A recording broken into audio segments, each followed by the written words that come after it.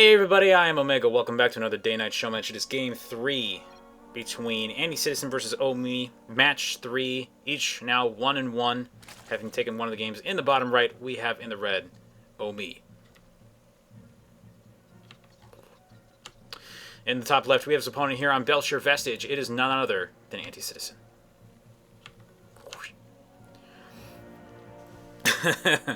Good old Anizarg, one base ultra versus Otter. We've been talking about that in the ZRQ. You can find in the chat, not the ZRQ. ZRQ is the one saying it.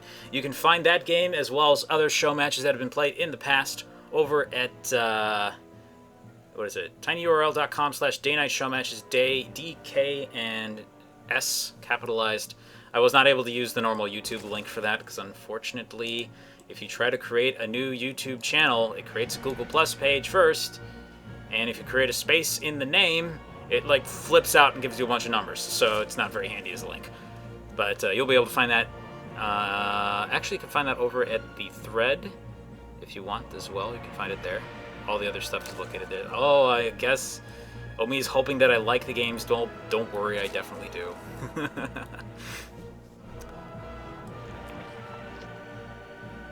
Oh, Printf. Dropping those knowledge bombs over in the chat. So apparently you can get an Ultralisk at a bit over 10 minutes if you get it as quickly as possible. Is that just taking into account the times, or do you actually have enough gas to do that?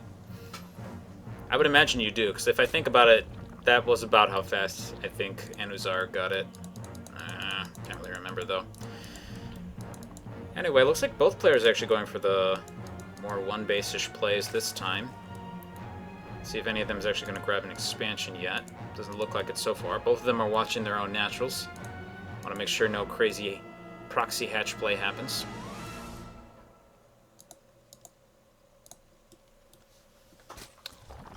And pretty much, I guess we're just going to have to wait a little bit longer to see where things go from here.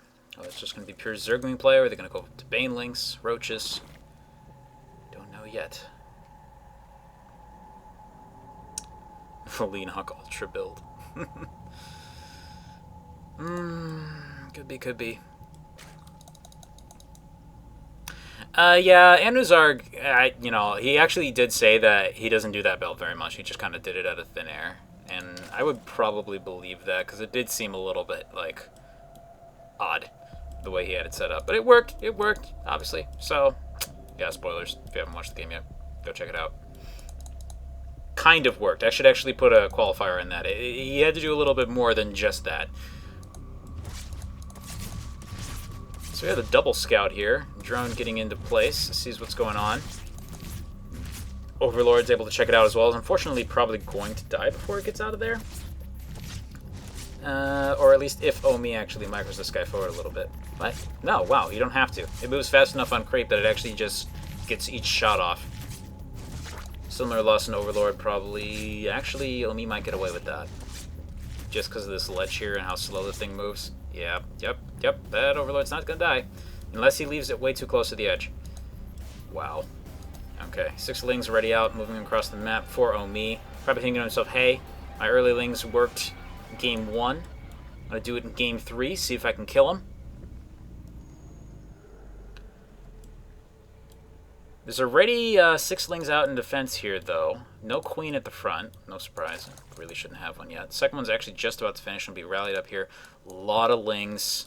Speed has actually finished, I believe. Yeah. Okay, so this is going to be a pretty tricky defense for Anticitizen. There's a lot of stuff running up this ramp. He's already building a couple Banelings on top of that. Baneling Nest is actually just about to finish for Anticitizen, but he may lose all of his Lings before getting the chance to make any.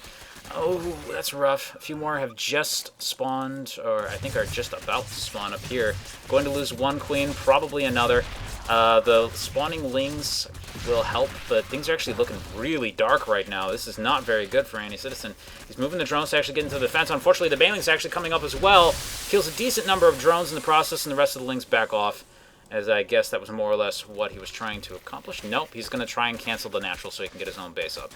This is not a bad move from here. He's got these 2 Banelings morphing right here as well. So this will keep Anticitizen at bay until he can get his own Banelings up. And I actually don't think there's enough damage here to take this out in time necessarily. There may be the possibility of defending, but unfortunately these 2 Banelings are getting very, very close and are going straight for the mineral line. Ooh, taking out yet more Lings. How many have we lost so far? 12 drones have fallen into the hands of the Omee's Lings. And now, I believe, Anticitizen has stabilized more or less. Yes, the Lings are actually running back. This hatch coming out for Omee is actually pretty late, and he wasn't able to cancel this.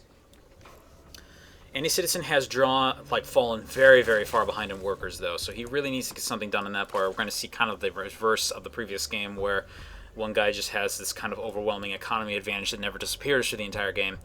And, let's see. Oh, wait a minute. Oh, Kezra, are you also a Zerg? Wow, I guess we're going to keep our 50% Zerg, 50% everybody else ratio on the roster about the same. I should actually write that down sometime and see if it's actually like that. We one of the first show matches we ever did, every game was a ZVZ, except for one, but that's because they were playing random. Even that ended up being half ZVZ somehow. So a couple Lings and Banes being formed out at the front. Unfortunately, this is exactly where Anticitizen's position his defenses. I don't expect this to do a lot of damage, but he may be able to get an efficient trade out. A couple Lings running forward, trying to see what's out there. They do see the one. One Baneling running forward, blowing up, kind of. Okay, gets one. I guess if a single Baneling blows up on another Baneling, that Baneling doesn't die? Is that what just happened there? I'm a little confused. I feel like that should have been maybe a... I don't get it. It doesn't matter. It doesn't matter. How much damage did they do? Yeah, they only did 35 versus light. So they actually... A single Baneling blowing up on another Baneling does not kill that Baneling. That's fascinating. Alright. It's fascinating to me. I understand if you guys aren't as interested. Anyway, drone count's still staying relatively separate. It has closed a little bit. Anticitizen does have this extra base in production that Omee has not had for a large portion of this game, so he was able to get up a little bit there. It looks like Omee is content to stick with 2 bases on most of these games. I've noticed he very rarely goes for a third. And that may be what Anticitizen needs to get into this, is if he can get that third base up. There's already an Overlord watching for this, though, on both locations. So Omee actually may be waiting for that himself. He's going up to Roaches this time a lot quicker. This is not a bad decision, all things considered. If Anticitizen tries to go for any Mutalisk, it's going to take a long time. He doesn't have the gas to really do it, so he'd have to be going for Roaches or just a lot of Lingbane himself, and it's going to be pretty difficult to hold this. So I don't think this is actually I don't think this is a bad move at all, as long as Omee can keep up on top of his production in the meantime. This actually should work out very well in his favor.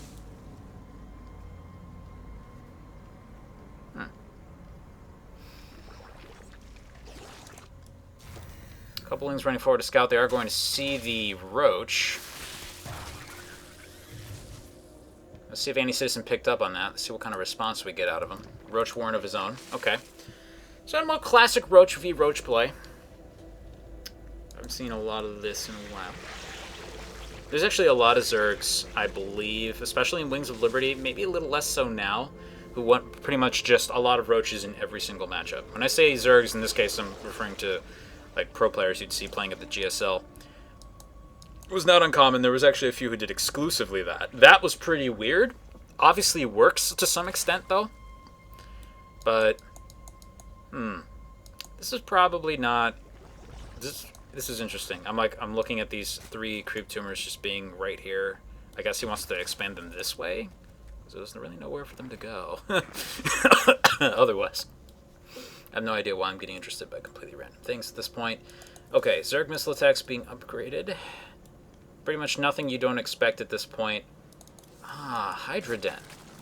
So it's not just pure Roaches for Omee. Omee wants to be jumping up in tech to the Hydras. This is not bad, given what he's seen from Anticitizen in the previous games. He knows he likes to go for those Mutalisks, and this is a way to potentially deal with that.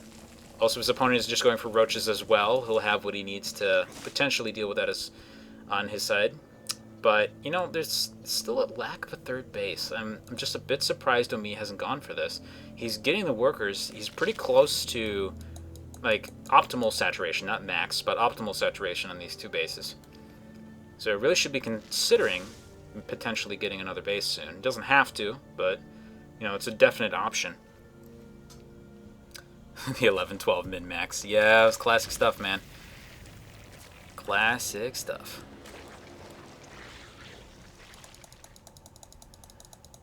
A few Hydras onto the field. This army's actually still mostly just Lings of one kind or another. Some Roach Hydra here, but it's pretty far from being a really scary army yet. Anticitizen himself really doesn't have much either. It's mostly just Lings and maybe 1 or 2 Roaches. Let's see if we look at the units tab here. So it's definitely a little bit more of a sizable force for Anticitizen. There we go. It's the attempted expand from Omee. This makes sense, and this is something I'll actually say before. Like, even if you feel a bit awkward about holding, this is not so much a... Sorry, reorganize my thoughts here. I just looked at the chat and totally distracted myself.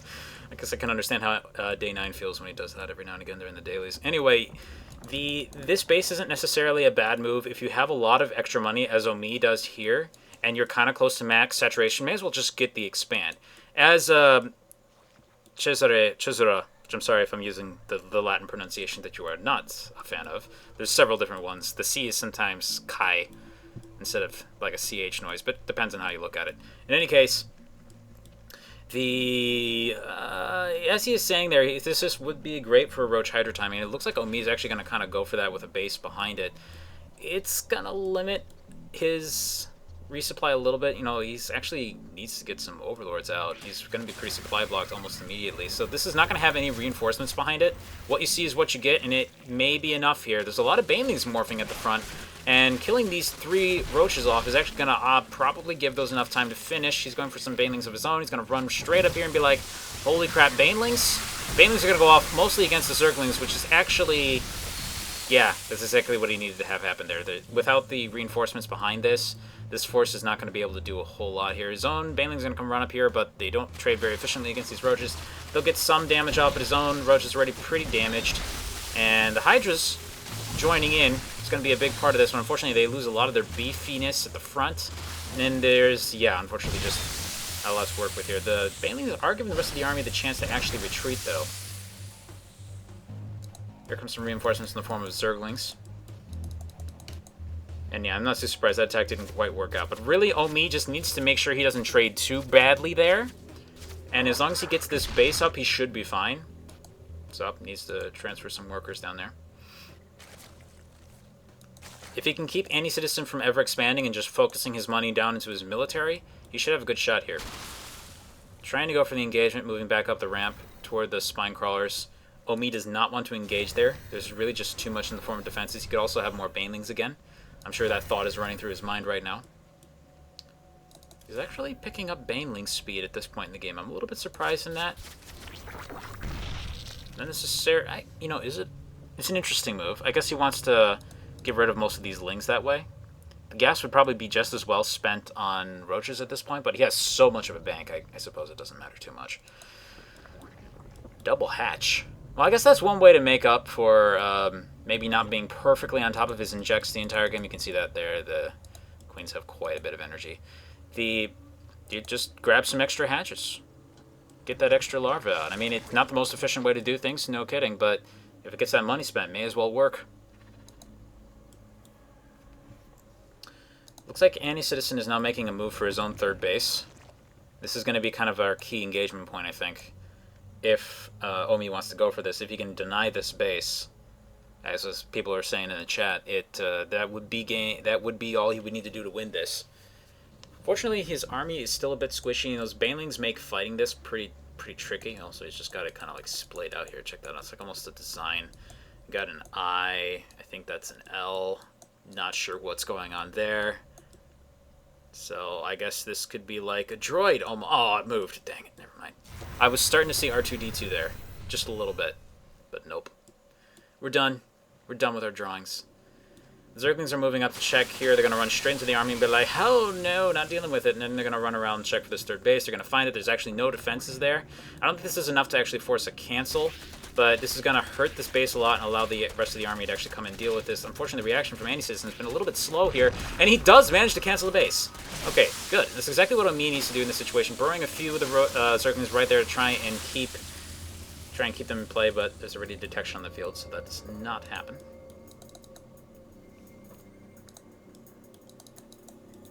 Does have this Overlord watching this region. Ooh, what? Double Spire. Spire here, Spire here.